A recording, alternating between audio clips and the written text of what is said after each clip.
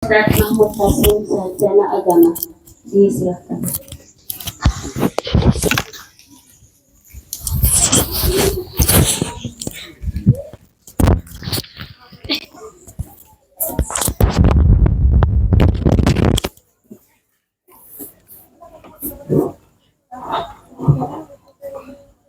الفاتحة. أن الله يتقبل الصلاة والدعاء ثم إلى أرواح والدينا ووالديكم وأمواتنا وأمواتكم وأموات المسلمين أجمعين أن الله يتغشاهم برحمة والمغفرة وأن الله يغفر لهم ويرحمهم ويعلي درجاتهم في الجنة وينفعنا بأسرارهم وأنوارهم وعلومهم ويعيد علينا من بركاتهم ونفعاتهم في الدين والدنيا والآخرة ونخص خصوصا إلى حضرة الروح لمن اجتمعنا هنا بسببها ولأجلها أن الله يغفر لهم ويرحمهم ويعلي درجاتهم في الجنة وإلى حضرة النبي محمد صلى الله عليه وسلم بسر الفاتحة.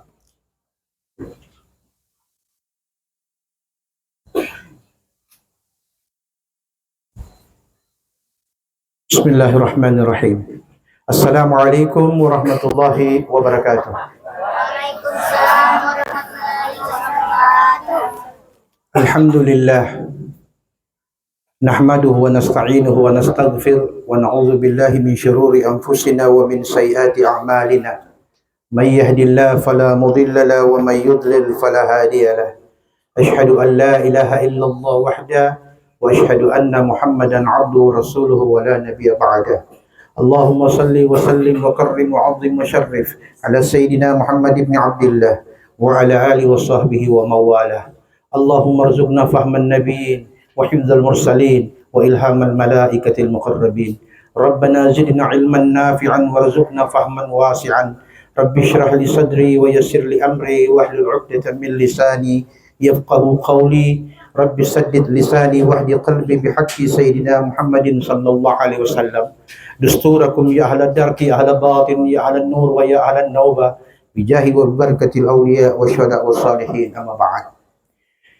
Sahibu ta'ziyah, keluarga pemangku duka yang saya hormati, Bapak Imam Masjid At-Taqwa, Ketua Badan Ta'mir Masjid At-Taqwa, Bapak Imam Masjid Uswatun Hasanah, Ketua Badan Ta'mir Masjid Uswatun Hasanah, jamaah kedua masjid yang saya muliakan dan yang dirahmati Allah. Kalau tadi disampaikan oleh yang mewakili keluarga bahwa almarhumah ini aktif di masa hidup dulu dalam kegiatan-kegiatan keagamaan, baik itu urusan majelis ta'lim maupun urusan-urusan masjid dan urusan-urusan agama lainnya. Ini yang mesti disebut-sebutkan oleh yang hidup kepada yang mati. Kenapa demikian? Karena ada hadis Rasul sallallahu alaihi wasallam di mana beliau mengatakan, "Uzkuru mahasina mautakum wa kuffu an masawihim." Sebut-sebutlah kebaikan orang yang mati di antara kalian dan tutupi apa yang menjadi kekurangannya. Mengapa demikian? Kita bicarakan kebaikannya, insya Allah kalimat-kalimat baik itu akan kembali dan berpulang kepada almarhumah. Kalimat-kalimat buruk yang kita ucapkan kepada yang mati, insya Allah juga akan kembali kepada yang mengucapkannya. Karena Allah Tuhan Maha Baik. Dia mengembalikan kebaikan yang dibuat oleh manusia, termasuk pula mengembalikan kepada siapa yang berbuat itu keburukan. Ada ubi, ada talas, ada budi, ada balas. Yang ada sekarang baku balas. Sampai balas. Betul? Nah, kita lanjut.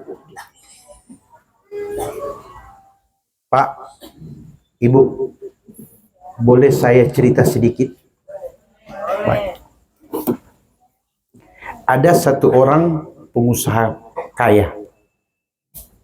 Dia rencana mau investasi usaha dengan cara bikin kebun binatang. Bikin apa, Ibu? Kebun binatang. Setelah kebun binatang itu jadi, Di situ ada aneka macam binatang. Dari mulai gajah, ular, singa, buaya, semua binatang-binatang itu ada di taman kebun binatang itu. Maka ditulislah di depan pintu kebun binatang, tiket masuk untuk melihat binatang-binatang 50.000 satu orang. Kan memang begitu kan? Kalau masuk di kebun binatang kan bayar. Setelah ditampal, sudah 2, 3, 4 hari, tidak ada yang respon. Artinya tidak ada yang mau masuk bayar 50.000. Akhirnya si pengusaha bilang, kalau begitu saya kasih turun 10.000. Ditampal lagi harga baru 10.000. Tidak ada juga yang mau masuk. Si pengusaha bilang, kalau begitu kita rubah jadi gratis. Waktu ditampal tulisan gratis, penuh sesak orang masuk ke dalam kebun binatang. Setelah semua orang masuk ke dalam kebun binatang, si pengusaha ini tutup itu pintu masuk. Kemudian dia lepas semua itu singa dan buaya. Ketika dilepas, orang kemana ibu? Orang berusaha untuk cari jalan keluar. Maka si pengusaha tulis di depan pintu keluar, siapa yang mau keluar bayar 300.000. Yang tadi pertama berapa ibu? Baru turun? Keluar? Orang pilih mana? 50, 10.000 atau 300.000? Ya, begitu juga majelis taklim. Ketika diajak untuk dengan biaya sedikit, hanya sedikit peminatnya. Tapi ketika orang mengajak kita berbuat sesuatu yang menguntungkan diri kita dan merugikan orang lain, kita siap untuk ikut serta. Tapi ketika keburukan yang kita tanam berbalik pada diri kita, Anda tidak punya pilihan selain harus menghadapinya. Bisa dipaham? Jadi kalau majlis taklim at-taqwa, majlis taklim uswatun hasanah sepi, berarti sama dengan 50.000. Pengurus rubah cara, tambah dengan arisan, turun jadi 10.000. Masih juga orang tidak ikut meramaikan. Tapi ketika pintu kematian sudah ada di depan, diawali dengan sakit, Anda tidak punya pilihan selain mengatakan kepada pengurus majlis taklim, panggil akang pak itu ibu-ibu mengaji akang pak kita. Suka atau tidak, itu yang akan terjadi. Dikala sehat kita tidak merasa butuh kepada Allah. Dikala kuat kita merasa bahwa kita mampu untuk mendatangkan sesuatu yang kita inginkan. Maka di situ terjadi dua pertarungan antara doi dengan doa. Dikala kuat dan sehat, doi jadi rebutan. Tapi dikala tidak berdaya karena sakit, doa jadi incaran. Betul? Kira-kira kalau ibu sudah divonis mau mati besok. Ibu-ibu sudah divonis mau mati besok. Oleh dokter yang sangat ahli. Kemudian datang dua orang. Yang satu pengusaha, yang satu Pak Imam. Dua-dua menawarkan. Yang pengusaha tawarkan uang, yang Pak Imam tawarkan doa. Ibu pilih yang mana? Jawaban yang jujur. Tapi kan ibu 250 juta. Masa ibu mau tolak 250 juta dengan doa? Dari apa? Karena yang ibu tidak pernah rasa, kini sudah rasakan. Yang bapak tidak pernah lihat, kini sudah mulai terlihat. Orang-orang yang sudah wafat mulai bermunculan di hadapan orang-orang yang akan mati. Itu kata para ulama-ulama menjelaskan tentang tanda-tanda kematian. Di bapuk. Masuk ke dapur, di mama. Semua yang kita lihat itu nanti akan berulang kita lihat kembali ketika nafas dan ajal kita sudah dekat dengan kematian. Baru saat itu kita tahu mana itu doa. Karena tidak suka dan tidak sering masuk ke majlis ta'lim, maka yang terjadi adalah ayatul kursi jadi langganan. Makanya ketika mimpi buruk, baca ayatul kursi, bukan setan yang lari, orang yang lari. Kenapa ayat kursi tidak nampak karamahnya?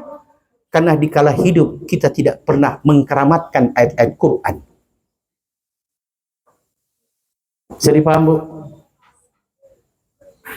Lanjut. Orang-orang yang merasakan sehat yang ada di pikiran dan di hatinya cuma satu. Bagaimana saya dapatkan keinginan? Tapi keinginan itu bukan keinginan mendapatkan pahala, apalagi ridha Allah. Tidak. Orang sehat pada umumnya berpikir, bagaimana saya dapat rezeki yang banyak? Bagaimana saya dapatkan nikmat yang seindah mungkin? Makanya orang sehat rata-rata, walau tidak semuanya, orang sehat paling suka melalaikan perintah agama dan lebih suka untuk melawan larangan agama. Kenapa demikian, Ustadz? Karena sehatnya itulah yang dipakai oleh syaitan untuk mengacau balaukan pikiran dan hatinya, supaya dia jauh daripada apa yang Allah janjikan. Jadi paham ini, Bu? Ustadz, saya ini ada iko-iko majlis taklim, tapi cuma habis-habis di Iqra 1 sampai Iqra 6. Apakah itu majlis taklim? Tidak. Itu hanya bagian dari program majlis taklim. Tapi yang paling penting adalah ketika ibu-ibu selesai Iqra 6, pindah di Quran. Dan sesudah ibu-ibu khatam, jangan jadikan bahwa selesai pula majlis taklim. Undang itu ustadz-ustadz, undang itu kiai-kiai. Kasih kesempatan mereka menyampaikan itu agama. Supaya agama jadi jelas bagi kita, agama jadi mudah bagi kita. Bisa dipaham? Ibu-ibu lebih suka kumpul apa? Kumpul doi untuk arisan di majlis atau kumpul doi untuk transportasi mubalik? Pilih yang mana? Tidak dijawab, berarti pilihan yang kedua yang dipilih. Ya. Padahal apa yang ibu lakukan di majlis taklim, itulah yang akan ibu tuai di hari ketika kita sudah sakit. Sehingga alangkah indahnya kematian seseorang ketika hari peringatan kematian disebutkan kebaikan-kebaikannya. Di antaranya, semasa hidup beliau berkecimpung dengan majlis. Semasa hidup beliau bersilaturahim dengan jamaah. Semasa hidup beliau mengurus kepentingan-kepentingan agama Allah, baik itu masjid maupun silaturahim. Indahnya ucapan ini, dan terdengar pula sangat indah bagi kita yang mendengarkan. Bayangkan, dengar saja sudah indah, bagaimana dengan almarhum atau almarhumah? Tapi coba, kalau ada yang mati Pak Ibu-Ibu, ini contoh deh Bapak-Bapak, sebetul dia mati. So tagi-tagi, ya, pernah mau ganti. Dia nak bilang, cuma di hati dia sebutkan. Mudah-mudahan, ya nak mau dapat ulang birman sama dia yang begitu. mudah-mudahan nyanda ada kita pe anak cucu yang ikut sama dia. Ini ucapan ini yang ibu ucapkan tadi itu, pertama, apa yang sudah pernah ibu berikan tidak ada lagi nilai pahalanya. Yang kedua, sebagai ganti pahala hilang, yaitu Allah ganti dengan dosa gibah namanya. Torang pe pahala, torang so kasih pinjam doi dia nak ganti, torang sebut, hilang tu pahala itu. Tadinya waktu torang kasih dengan niat mau tolong, tapi karena kematiannya dia tidak sempat ganti, torang bilang apa? Sampai matinya ada niat mau ganti, hilang pahala menolong. Tapi karena mencelah orang yang wafat, Allah jadikan itu ucapan kembali kepada yang mengucapkan. Dan malaikat di langit, kata ulama, akan mengatakan, ya Allah, jadikan ucapannya itu sebagai penutup hidupnya. Believe it or not, percaya atau tidak, silahkan lakukan. Saya kasih contoh. Kalau saya maki-maki sama ibu mau balas dengan apa? Doa. Hele anak-anak bilang tidak. Kalau saya maki-maki ibu dengan bapak dari tempat ini, ibu-ibu dan bapak mau balas dengan doa? Tidak. Akan dibalas dengan makian yang lebih dahsyat. Itu pantas. Ucapan keburukan kepada yang mati akan kembali kepada yang hidup yang mengucapkan lebih dahsyat dari apa yang dia ucapkan. Itu yang Nabi katakan, wa kufu an masawihim, tutupi kekurangannya. Karena yang mati sudah jelas seperti apa cara matinya. Tapi ente yang hidup belum jelas bagaimana caramu mati nanti. Jelas? Wabillahi taufiq wal hidayah. Assalamualaikum warahmatullahi wabarakatuh. Kan ada tanya jawab. Silakan Ustaz. Ada yang mau bertanya? Ustaz, so hilang tuh pertanyaan. Dari siapa? So terlalu tegang dari pertama. Sampai sunya ada kesempatan kita berpikir mau bertanya. Ibu-ibu. Ya.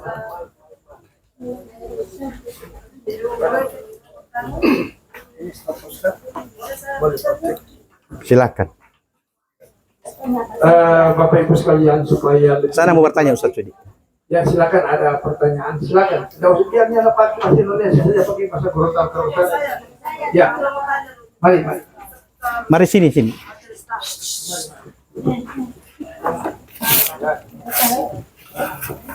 Assalamualaikum warahmatullahi wabarakatuh. Waalaikumsalam warahmatullahi wabarakatuh.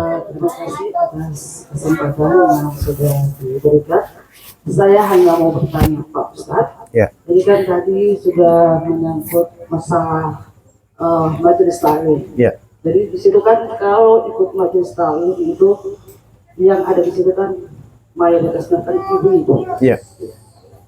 Bagaimana hukumnya apabila kita mengadakan majelis taklim dalam bentuk arisan?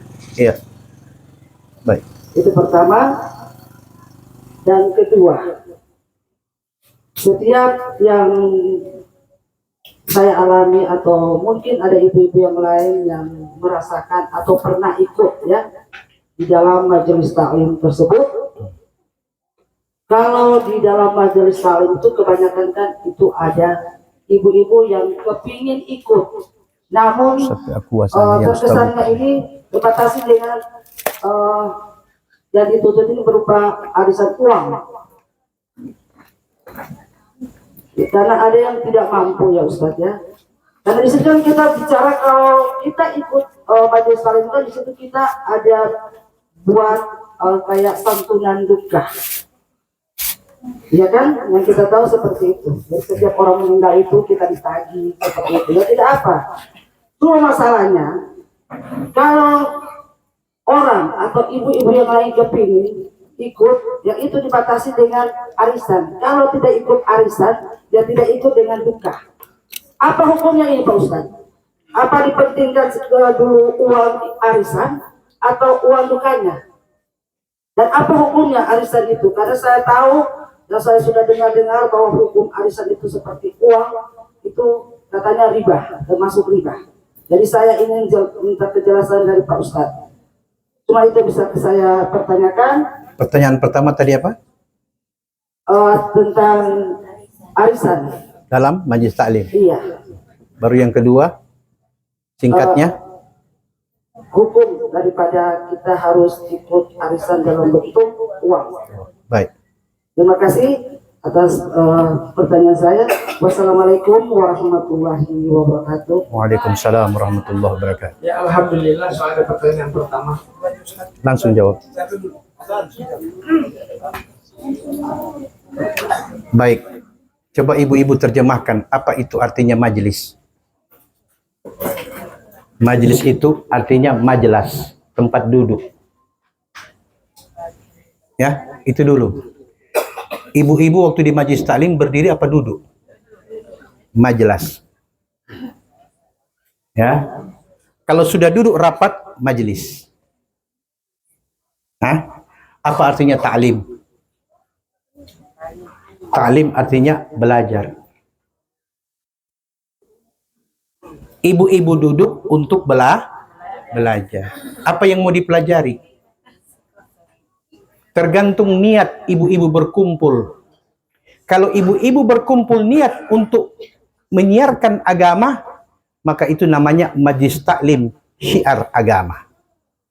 Tapi kalau ibu-ibu duduk berkumpul untuk mendapatkan pengetahuan agama, berarti di situ ada pelajaran-pelajaran agama yang disampaikan oleh ahli-ahli agama. Tapi kalau ibu duduk berkumpul untuk mengumpulkan uang, bukan taklim lagi namanya, tapi sudah kelompok arisan.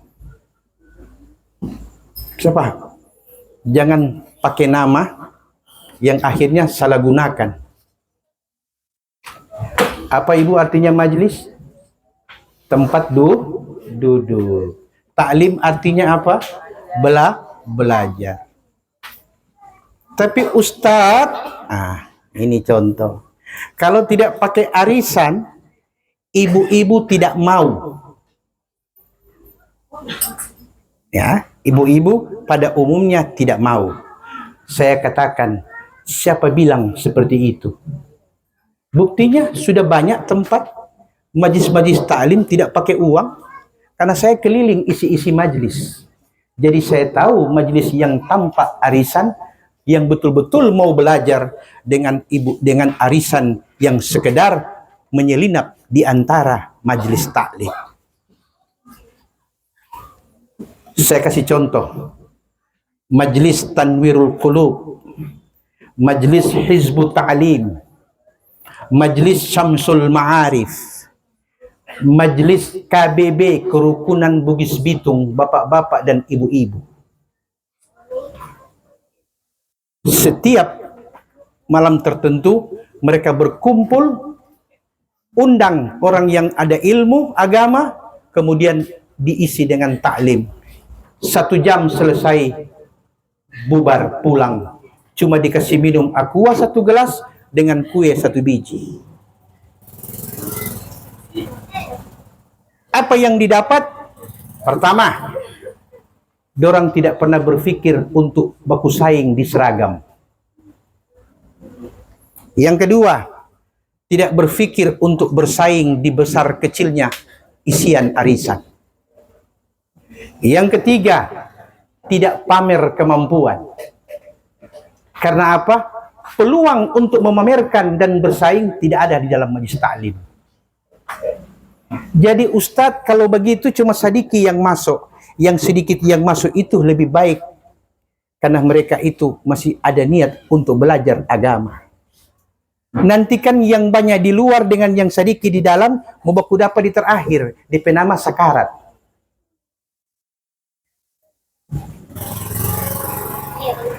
Ustadz, ini ibu ini setengah mati kita talkin waktu dia sakarat. Kita ulang-ulang. La ilaha illallah. Ibu cuma bilang. Kenapa? Karena kalimah-kalimah ini tidak pernah dia ucapkan pun, ucapkan sangat jarang. karena tidak biasa berzikir di majlis taklim. Ala bisa karena biasa. Itu Bu ya, pertama. Kalau ditanya apa hukumnya, tidak ada hukumnya. Kenapa tidak ada hukumnya?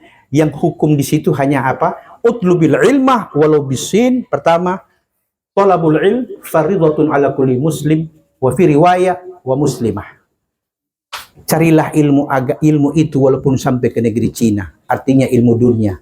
Tapi untuk urusan agama, fardu ain bagi setiap muslim laki-laki dan muslim perempuan. Saya ustadz dulu sekolah di SDN. Tamat SDN masuk SMP. Kelar SMP masuk di SMU. Kelar SMU sovereignty, orang tua soalnya tidak mampu. Jadi kita tidak pernah sekolah agama. Jangan khawatir. Umur boleh bertambah, kesempatan boleh hilang, tapi waktu untuk belajar agama tidak akan hilang selama ada majlis taklim. Bisa? Karena hanya di majlis taklim lah tidak pakai persyaratan ijazah, tidak pakai persyaratan umur, tidak pakai persyaratan jenis kelamin.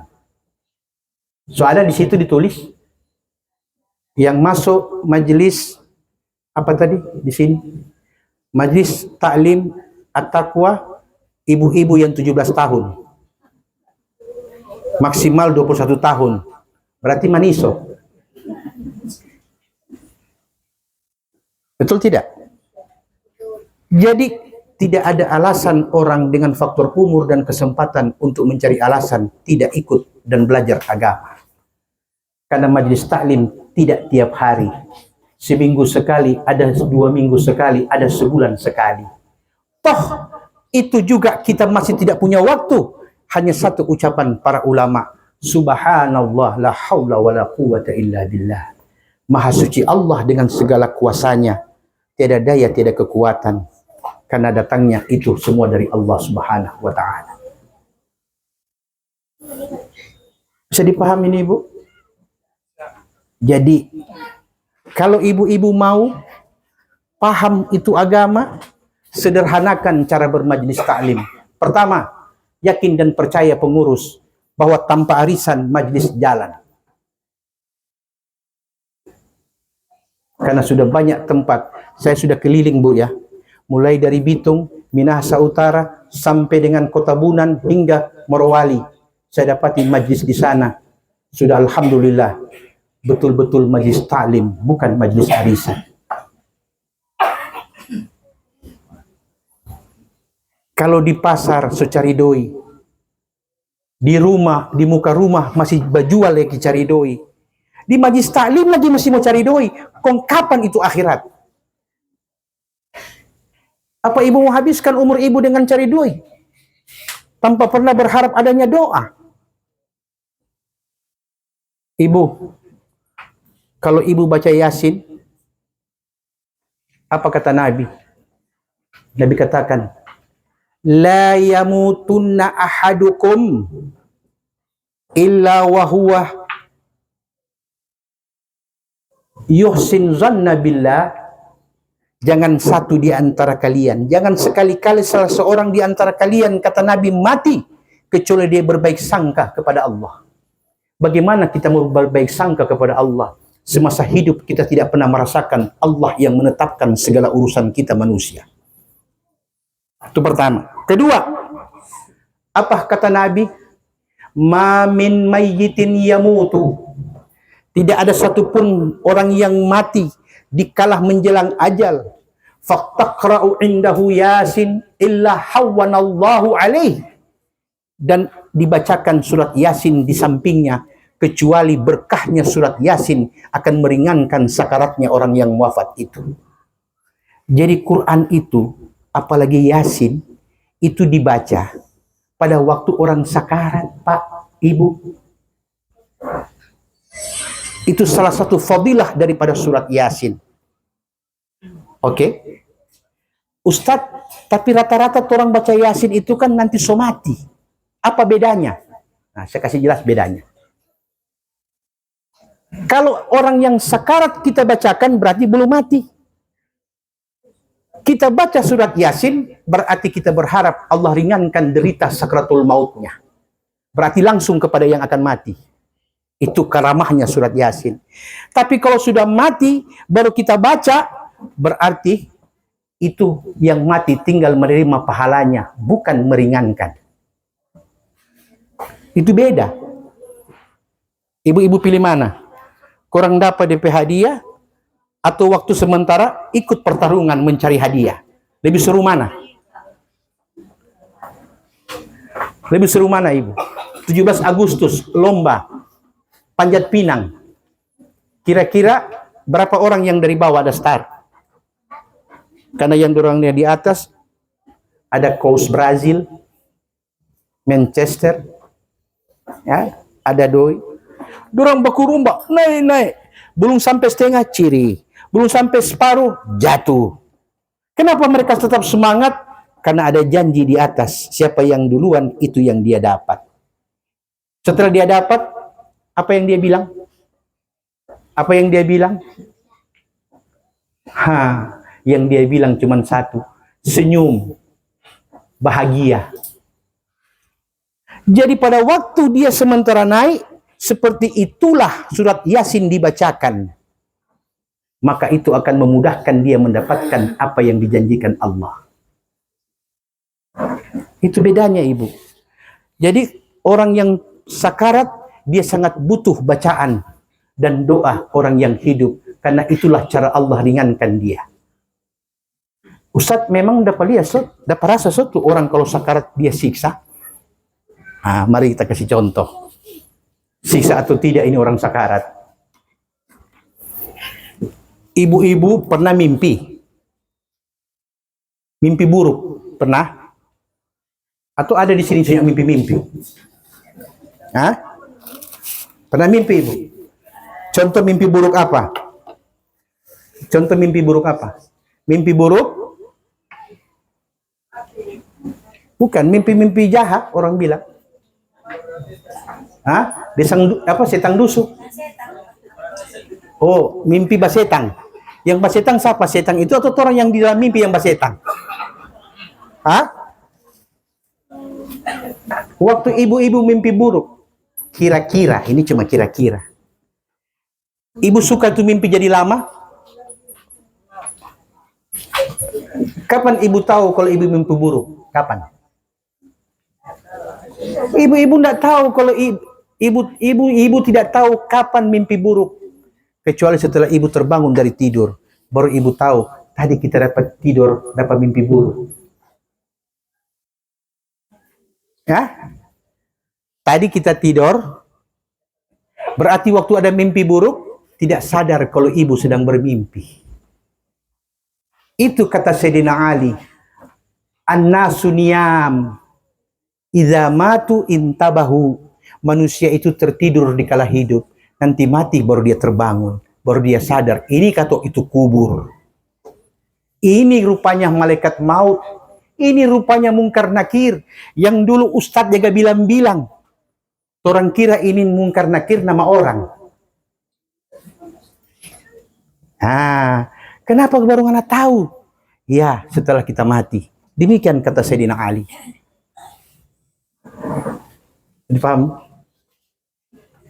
Pertanyaan yang kedua. Apa tadi pertanyaan kedua? Yang bertanya saya lupa. Ya. Apakah boleh hari majlis taklim kita kumpul uang untuk uang duka? Boleh. Karena itu untuk kepentingan bersama. Ada mudaratnya? Tidak ada. Asal niat betul-betul ingin bantu saudara yang duka. Walaupun ada niat nanti kalau Pak kita lihat balas. Tidak mengapa. Karena niatnya saling tolong menolong. Ta'awanu 'alal birri wat taqwa, kata Quran. Tolong menolonglah kalian demi untuk melahirkan ketakwaan dan kebajikan. Itu perintah Allah. Tapi Pak Ustadz, ini contoh. Waktu dia dapat duka, 4 fan stop kita dah kasih. Dari ayang kampung sampai yang Jerman. Waktu dia duka. Tapi waktu giliran kita, rata-rata ikan deho semua dia taruh. Kong bagaimana itu ibu? Bagaimana itu Ustadz DP hukum? DP hukum indah. Kenapa indah? Kalau ibu ikhlas dengan 4 fan stop ayam kampung dan dibalas dengan ikan deho, itulah kelebihan dan kebaikan yang Allah berikan kepada ibu. Yang penting jangan menuntut, karena disitulah nilai takwanya. Tapi kalau ibu bilang kampung mesti balas kampung, maka selesailah pahala kebajikan yang ibu lakukan. Karena memang niatnya membantu. Oke? Berikut. Iya, tapi Ustadz, kita kok mau suka ikut majelis taklim itu? Cuma ini aju satu ini. Ini ibu ini, biar cuma dia sendiri sama dengan 30 orang di dalam. Dari ke apa? Dia kalau baca cerita dari masuk sampai pulang dia baca cerita terus. Dia pemulu ini yang pernah mau berhenti-berhenti. Kong kita paling pasius sekali itu Ustadz, kalau di majelis taklim kok ada dia. Kong ada di dia. Sekarang siapa yang rugi? Dia yang rugi atau ibu yang rugi? Jawab. Dia biar dia cerewet tapi hadir di majelis. Ibu pendiam tidak mau hadir di majelis. Berarti dia yang dapat ilmu agama, ibu-ibu tidak hilang ilmu agamanya. Kalau begitu, pakai ilmu namanya ku coba untuk bertahan. Pakai itu ilmu itu. Pokoknya ngana-ngana kita-kita. Tapi adakah Ustadz cara yang lebih sadap daripada itu ilmu ku coba untuk bertahan? Ada. Ilmu apa itu? Saya kasih contoh. Kalau ibu-ibu masuk di Masjid At-Taqwa, kong sembayang lagi 30 menit. Azan qamat lagi 30 menit. Di situ so ada si fulan, si fulana, si ini, si ini, si ini. Kira-kira 30 menit ini ibu lewati dengan apa? Di dalam masjid. Semua ini orang yang ada di masjid dapat tahu. Oh, Ustadz Sudi. Oh, BTM. Oh, Ibu Judan. Oh, Ibu Taida. Siapa lagi yang kita kenal? Ibunya Sofian. Jelas tidak itu? Jelas. Kalau ada yang bercerita 2 orang baku-baku bise, ibu dapat lihat tidak? Dapat lihat. Ada orang yang 30 menit rasa dengan DP rasa 30 jam, masuk keluar, mau tunggu qamat. Ada tidak? Kenapa ibu tahu itu ada semua? Kenapa ibu?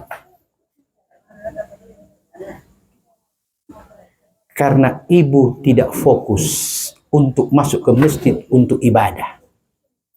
Makanya masuk di masjid perbaiki niat. Pertama, kedua.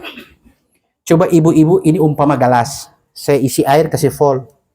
Kong saya suruh ibu-ibu mulai dari depan saya ini, ibu-ibu pegang ini gelas air yang full, kong ibu-ibu keliling dalam masjid.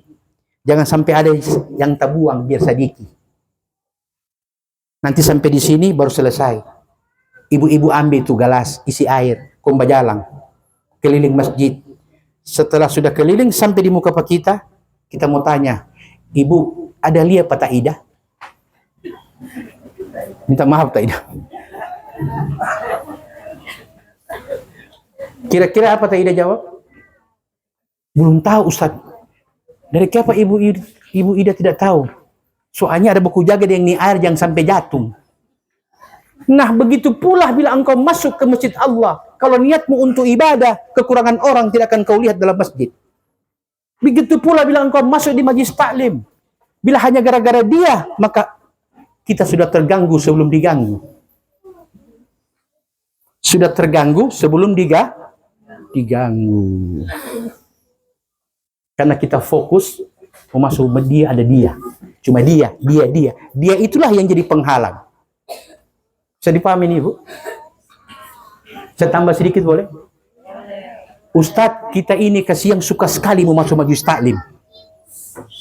Cuma kok ini pengurus-pengurus, pengurus tadi kan anggota, sekarang pengurus. Cuma kok ini pengurus-pengurus majelis taklim ini, dorang sepakat bikin itu waktu di mana kita orang bajual. Cuma karena kita cuma sendiri bajual di pasar, dia ambil yang banyak. Makanya yang banyak yang boleh hadir, kita kasih yang setengah mati, Ustadz. Mesti yang itu jual berapa hari di majelis taklim. Ada kan begitu toh? Ini coba contoh. Ibu-ibu usulkan kembali kepada pengurus. Kalau pengurus tidak mau, rapat. Ganti itu pengurus. Kenapa mesti begitu? Jangan cuma pengurus yang atur-atur orang. Orang boleh minta supaya pengurus itu juga atur diri. Supaya sama-sama tahu diri. Minta maaf ya kalau ada yang pengurus di sini. Jangan tersinggung. Siapa suruh bertanya. Bisa dipahami nih, Bu? Nah, yang terakhir. Apa itu? Ustadz, sekarang ini Ustadz, kita tidak ada waktu mau hadir, tapi kita suka sekali mau hadir. 4 kali pertemuan, cuma 1 kali kasih yang kita sempat dapat hadir. Itu 3 tidak sempat. Karena apa? Waktu pertemuan pertama kita hadir. Pertemuan kedua mama mantu sakit. Pertemuan ketiga kasih yang firman di muka rumah ada bawa ke rumah sakit. Pertemuan yang keempat kasih yang kita pe anak lau-lau. Kira-kira kita ada niat ada dapat kebaikan di situ? Ada. Innamal a'mal binniat. Apa yang Anda niatkan itulah yang Allah tulis. Tapi Ustadz, bagaimana supaya kita dapat berkahnya majelis taklim? Nah, ini ulama bilang, kalau begitu waktu orang tidak punya waktu untuk hadir karena ada halangan-halangan yang penting, maka jangan Anda merugi. Cukup Anda katakan dan mengadu kepada Allah dengan ucapan, Allahumma ja'alni minal hadirin ma'al hadirin min huduril hadirin. Ya Allah, jadikan aku termasuk orang-orang yang hadir bersama mereka, yang hati mereka hadir di hadapan Allah Subhanahu wa taala. Maka ulama katakan, bila itu kita ucapkan, nilai pahala majelis taklim juga datang kepada kita. Sama dengan hukumnya. Orang setiap sholat berjamaah di masjid. Berjamaah. Suatu saat dia jatuh sakit. Dia tidak bisa lagi berjamaah. Orang bilang, so sakit kesiang dia di rumah. Tapi dia punya kebiasaan dan dia punya niat selalu ingin sholat berjamaah. Karena memang di waktu sehat dia berjamaah. Ulama katakan, sekalipun dia sholat di rumah, pahalanya sama dengan sholat berjamaah. Karena ala bisa, karena biasa. Sama pahalanya dia terima. Karena itu sakit bukan permintaannya, tapi takdir Allah. Kalau seandainya tidak sakit, dia sholat berjamaah. Cuma karena Allah berkehendak, maka Allah hukumkan dia sama pahalanya dengan orang yang sholat berjamaah. Walaupun dia tidak bisa berjamaah karena uzur alasan sakit tadi itu. Bisa dipaham, Bu? Pertanyaan yang terakhir, silahkan. Yang terakhir betulin ya.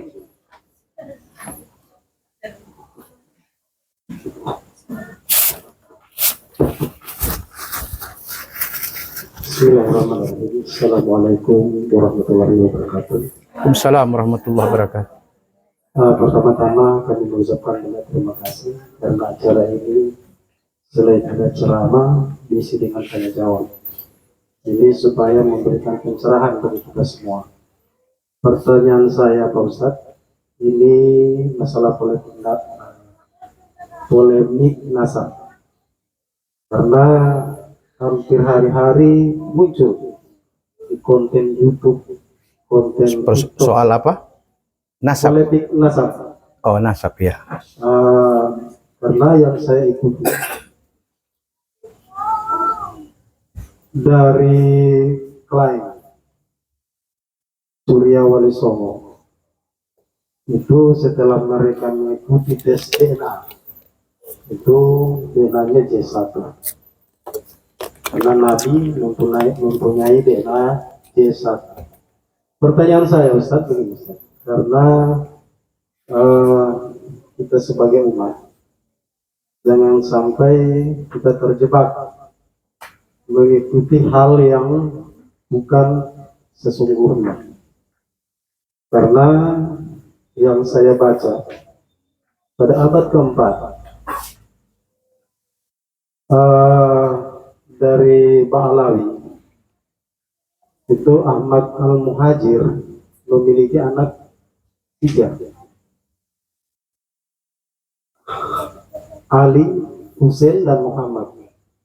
Setelah abad ke-9 muncul lagi Ubaidillah yang kita kenal sekarang dengan klan Ba'alawi.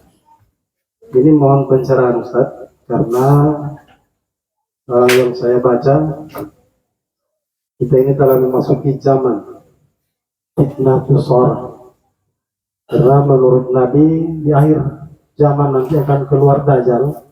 Sebelum keluar Dajjal ini fitnah yang mengaku cucu Nabi padahal bukan turunannya Nabi. Jadi yang ingin saya tanyakan kepada Ustadz, supaya mungkin ada jamaah juga mengikuti konten-konten itu, ada pencerahan. Karena dalam seperti yang disampaikan tadi Ustadz bilang, dalam Al-Quran, wa ta'awanu alal birri wa taqwa wa la ta'awanu alal ismi wal usman. Bertolong menolonglah kamu dalam kebaikan dan jangan bertolong menolong dalam kejahatan. Jadi mohon pencerahan Ustadz, karena ini polemik nasab ini hampir dua-dua mengklaim, baik itu Juri Wali Songo dan Ba'alawi. Kiranya minta penjelasan yang jelas dari Ustaz. Terima kasih atas kesempatan. Assalamualaikum warahmatullahi wabarakatuh. Ini pertanyaan kedua, masih ada satu. 3 cukup 3.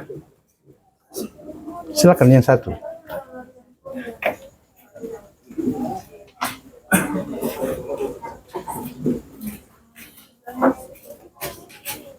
Assalamualaikum warahmatullahi wabarakatuh. Assalamualaikum warahmatullahi wabarakatuh. Saya mau bertanya masalah akikah. Begini Ustaz, saya punya anak 3 yang kesemuanya itu laki-laki. Pada waktu mengakikah anak itu anak-anak cuma saya mengakikah anak-anak itu hanya dengan 1 ekor kambing. Sedangkan hukumnya untuk anak laki-laki harus 2 ekor kambing. Seperti apa yang pernah saya dengar, kalau kita melengkapi akikah anak-anak itu, walaupun bisa melengkapi akikah anak-anak itu walaupun mereka sudah besar-besar. Nah, yang menjadi pertanyaan saya, apakah kami selaku orang tua bisa membebankan ke anak-anak untuk melengkapi akikah tersebut, sedangkan akikah adalah kewajiban kita selaku orang tua. Terima kasih. Wassalamualaikum warahmatullahi wabarakatuh. Assalamualaikum warahmatullahi wabarakatuh. Baik, pertanyaan yang cukup bagus.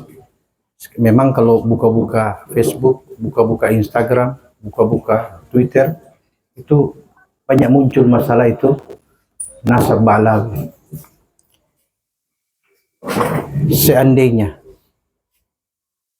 kalau dia benar bukan seorang turunan Nabi, ini seandainya kalau benar dia bukan turunan Nabi, tapi dia berilmu agama, apa harus dihujat karena dia turunan Nabi? Apa harus dicelah? Apa harus dicaci maki? Gitu? Tidak.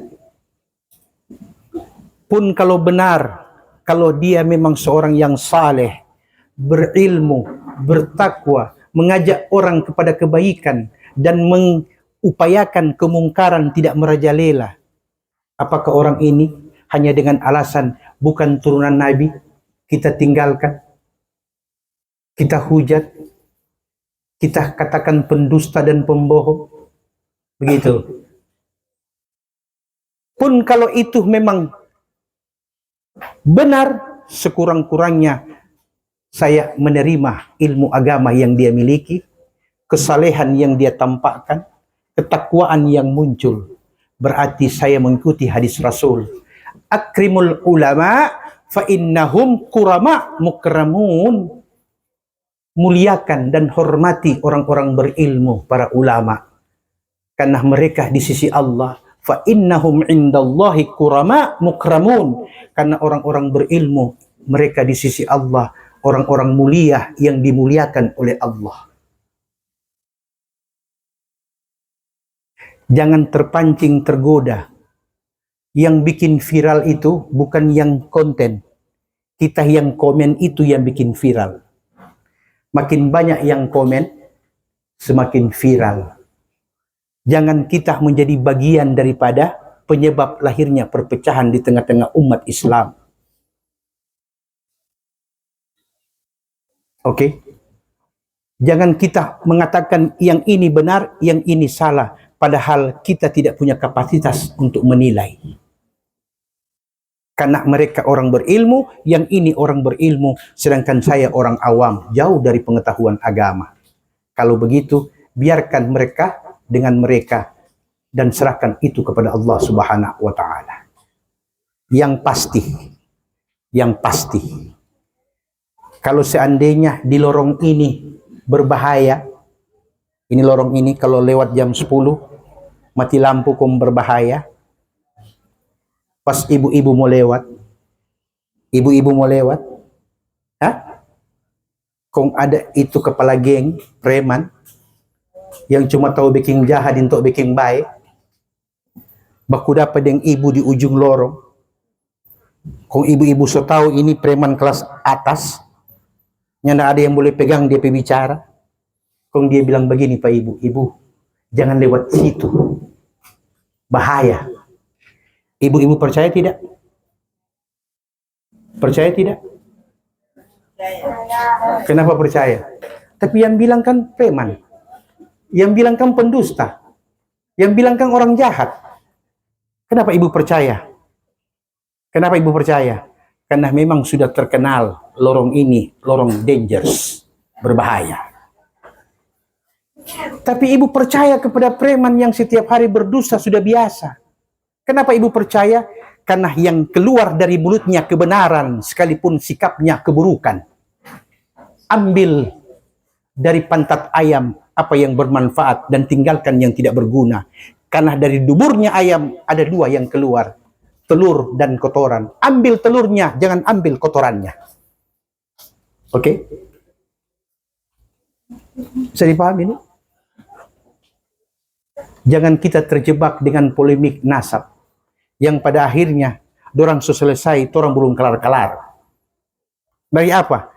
Belum kelar-kelar cari tahu ulang, siapa tahu ada yang lain. Saya, sejak mulai ada peristiwa itu, saya tidak mau komen, karena saya tidak mau terjebak di antara polemik sesuatu yang saya tidak punya pengetahuan. Bisa dipahami nih, Pak? Jadi, betul yang disampaikan tadi. Ta'awanu 'alal birri wat taqwa wala ta'awanu 'alal itsmi wal 'udwan. Kalau ada sifat tolong menolong, bergabung. Kalau ada sifat menyatu, bergabung. Tapi kalau di situ ada dosa dan pertikaian, menjauh. Selesai urusan. Bisa dipahami? Jadi intinya adalah habaib, iya atau tidak, satu-satunya yang paling akurat adalah orang harus ambil DNA-nya Nabi. Dan itu berarti mesti bongkar Nabi pe kubur, mesti ambil Nabi pe sampel, baru teliti di laboratorium. Sekarang saya mau tanya, yang hadir ini semua, mau Nabi dibongkar kuburnya? Mau? Tidak ada yang tega untuk membongkar makam Nabi. Apalagi memotong-motong bagian kulitnya Nabi hanya sekedar mengambil DNA.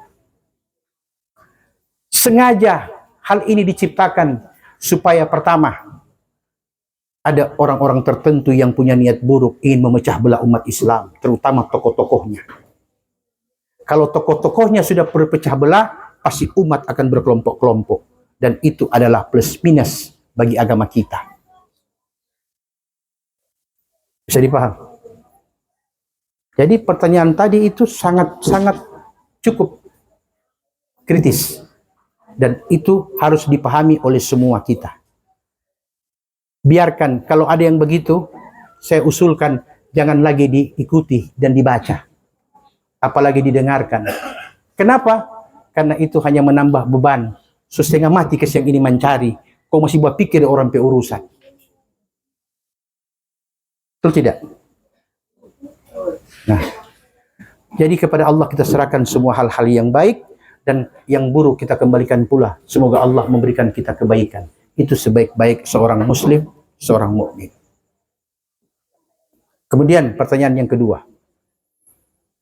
Tentang orang tua yang belum punya kemampuan untuk akikah.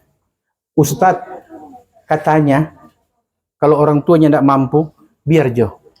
Nanti dia sebesar baru suruh dia berakikah. Bagaimana hukumnya? Mari dengarkan. Hukum akikah itu paling afdal waktunya 7 hari sesudah kelahiran. Kalau 6 hari sesudah lahir, sedekah namanya, bukan akikah. Kenapa? Ada hadis Nabi yang mengatakan, kullu mauludin murtahanatun bi'akikatihi hatta tuzbahu anhu yawma sabi' wa yusamma fihi wa yuhlaq. Setiap anak yang lahir tergadai di hadapan Allah sampai pada hari ke-7 dia diakikahkan oleh orang tuanya. Berarti ulama bilang hari ke-7 awal paling afdal untuk akikah kalau ada kemampuan. Hari ke-7 ibu. Tapi Ustadz kita belum ada ke siang doi. So hari ke-9 ini. Belum dapat doi. Berarti belum ada hilang ya perintah untuk akikah. Kalau hari ke-7 kita tidak punya uang, maka ulama bilang berdasarkan hadis Nabi, tambah 7 hari lagi. Berarti hari ke-14. Hari ke-14 ternyata kita juga belum punya kemampuan, ulama bilang tambah 7 hari yang ketiga, yang terakhir. Berarti tunggu sampai hari ke-21 sesudah kelahiran. Ternyata hari ke-21 pun belum sanggup beli kambing, maka ulama bilang selesailah perintah Allah dan Rasulnya kepada orang tua untuk akikah anaknya. Selesai. Terus bagaimana Ustaz? Tapi anaknya akikah? Tidak. Tidak. Ulama pun berbeda pendapat. Sebahagian ulama mengatakan boleh sampai ente punya uang. Tapi sebagian yang mengatakan tidak, 21 hari terakhir. Bagi yang 21 hari terakhir, tunggu sampai anak itu dewasa. Kemudian katakan kepadanya bahwa engkau belum diakikah. Nanti anak itu akan akikahkan dirinya. Dasarnya apa? Karena Nabi kita Muhammad SAW mengakikahkan dirinya pada usia 40 tahun. Nabi akikah umur 40 tahun. Itu pertama. Yang kedua, Ustadz, kita ini punya anak laki-laki. Kambing sekeliling Gorontalo dapat 3 juta 1 ekor. Kau mesti 2, berarti 6 juta. Kita sekumpul-kumpul dari mulai dia hamil sampai dia keluar rumah sakit cuma dapat 2,5 juta ini kita kumpul. Kong harga kambing paling murah 6 juta. Kong bagaimana itu Ustadz? Iya kan begitu kan? Nah, kalau begitu ambil kambing 1 ekor laki-laki untuk anak laki-laki. 1 ekor. Alasannya orang tua tidak mampu beli 2 ekor. Kenapa? Dasarnya begitu. Berdasarkan hadis Nabi juga. Riwayat Imam Malik bin Anas bahwa Rasulullah mengakikahkan Sayyidina Hasan dan Hussein masing-masing 1 ekor kambing. Jadi paham ini? Ustadz, ini kan beda. Ini Bitung ini. Kambing laki-laki dan kambing perempuan harus kasih beda harga, Ustadz. Laki-laki paling murah 3,5 juta. Yang perempuan pun yang tadinya cuma 1 juta, so naik 2,5 juta sekarang, Ustadz. Tidak mampu beli 1 ekor kambing laki-laki untuk anak laki-laki, maka boleh ibu akikah anak ibu dengan kambing perempuan. Bisa dipaham? Boleh hukumnya ibu beli kambing perempuan dan akikahkan anak ibu yang laki-laki dengan seekor kambing perempuan. Tapi ada sebagian ulama katakan, boleh kambing perempuan dengan catatan kambing itu belum pernah kawin. Yang jadi persoalan, nyanda ada KUA yang tahu mana yang suka kawin dengan nyanda. Mau pitanya apa KUA ini? KUA, ini kambing ini ada catatan pernikahan kah tidak dia ini? Ya. Bisa dipahami nih? Ustadz, jangankan kambing laki-laki, kambing perempuan, hele mau beli kambing yang baru lahirnya ada doi ini. Kalau begitu, ibu-ibu bersabar. Sampai ibu-ibu punya kemampuan, baru ibu beli kambing. Tergantung kemampuan. Kalau cuma sampai juga di kambing perempuan, perempuan. Tapi kalau mampu di laki-laki, laki-laki. Kalau mampu di dua, dua laki-laki. Kambing. Apa itu wajib? Tidak wajib. Akikah tidak wajib. Tapi hukumnya sunnah muakkadah. Apa itu sunnah muakkadah? Sunnah yang berada hukumnya di bawah wajib. Satu tingkat di bawah wajib. Terus apa dampaknya Ustadz? Kita soalnya tidak mampu, soalnya tidak akikah, itu anak lebih hidup, lebih setengah mati lagi. Sampai so ada anak, so ada cucu. Kok bagaimana kita ini Ustadz? Oke? Kalau sudah seperti begitu, ibu yakin dan percaya Allah Maha memaafkan. Maka Allah juga yang menetapkan itu rezeki kepada kita. Berarti Allah telah meringankan beban akikah untuk orang tua dan anak. Sehingga jatuhlah hukum dibolehkan untuk tidak akikah. Karena ketidakmampuan tadi itu. Apa ayatnya? La yukallifullahu nafsan. Allah tidak membebani sesuatu kecuali apa yang ia sanggupi. Bisa dipaham? Tapi ada dua ini yang tidak mampu ini Ustadz. Ada yang stylenya tidak mampu. Dia memang betul-betul tidak mampu. Ibu-ibu yang lebih tahu. Maksud di mana kita ini? Di stylenya tidak mampu? Atau memang tidak mampu? Di stylenya tidak mampu begini. So pernah ada doi. Tapi bikin lupa itu akikah. Ada kan begitu? Nah, kalau yang seperti itu, sudah jatuh hukum salah kepada ibu. Karena menyengaja untuk mengindahkan sunnah-sunnah agama. Sama dengan orang umrah, orang pergi haji. Ustadz, boleh tidak kita pergi di haji, ambil doi di bank? Nanti pulang baru lunas. Ulama mengatakan Anda belum punya kewajiban pergi haji. Karena Anda itu tidak masuk kategori mampu. Tapi ini Ustadz, ada itu setoran ONH, itu lain ibu. Kalau setoran ONH, ibu store 25 juta, itu pun boleh dicicil 5 juta, 10 juta. Dapat 25 juta, ibu-ibu baru dapat satu seat kesempatan untuk berangkat haji. Saya paham. Dapat seat, langsung ketahuan tahun berapa saya berangkat haji. Maka tabungan ONH itu, kalau misalnya kita daftar 2024, nanti berangkat tahun 2030, berarti ada 6 tahun kita harus menunggu. Nah, 6 tahun itu kasih selesaikan itu cicilan. Tapi ibu belum berangkat. Store. Tahun 2030, pemerintah umumkan, ONH ditetapkan 60 juta. Sedangkan ibu punya uang sudah 56 juta. Berarti kurang berapa? 4 juta. 4 juta itulah yang ibu genapkan baru berangkat haji. Itu namanya mampu. Ini terbalik. Bikin arisan haji. Bikin arisan haji. Siapa yang tacabu berangkat. Utang namanya. Memangnya orang kumpul, orang pedoi ini Pak Ibu ini kok ibu berangkat, kok usah mau balas 4 orang.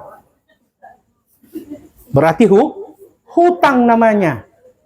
Kategori belum mampu. Kalau ONH menabung. Beda itu menabung dengan kredit. Bisa dipahami nih? Jadi jangan sembarang-sembarang ikut-ikut yang begitu-begitu.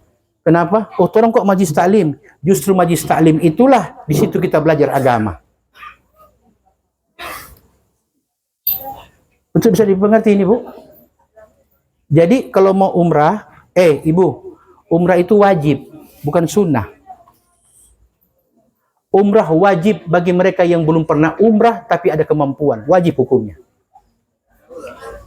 Haji wajib hukumnya bagi mereka yang sudah punya kemampuan.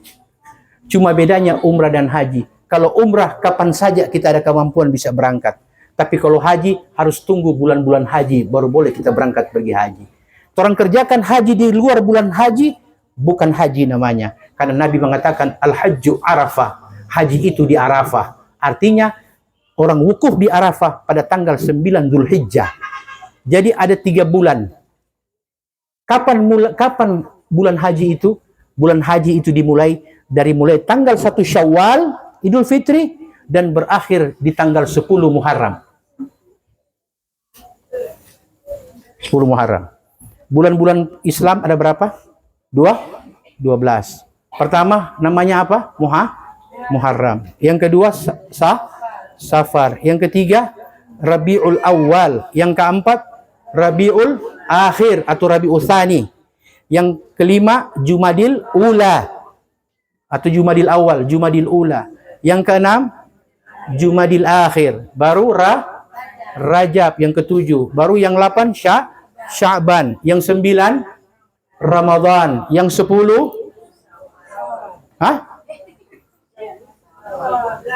Ulang. Kita rasa kita sudah salah lagi ini.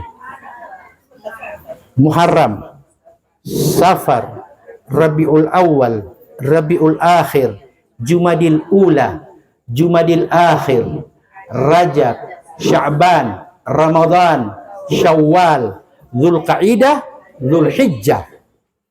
Berarti Syawal, Dzulqa'dah, Dzulhijjah. Oke? Syawal sama dengan torang Oktober, ya. Dzulqa'dah sama dengan torang November, Dzulhijjah sama dengan torang Desember. Jadi dari tanggal 1 Syawal nanti berakhir musim haji pada tanggal 10 Muharram. Berarti ada berapa itu? 2 bulan lebih. 2 bulan lebih. Kalau orang kerjakan haji di bulan-bulan itu dan puncaknya pada tanggal 9 Dzulhijjah, yaitu wukuf di Arafah, berarti itulah kita telah melaksanakan sebagian dari rukun-rukun haji. Bisa dipahamin? Barangkali itu cukup. Lebih dan kurangnya saya mohon maaf. Apa lagi? Tadi menyangkut masalah ada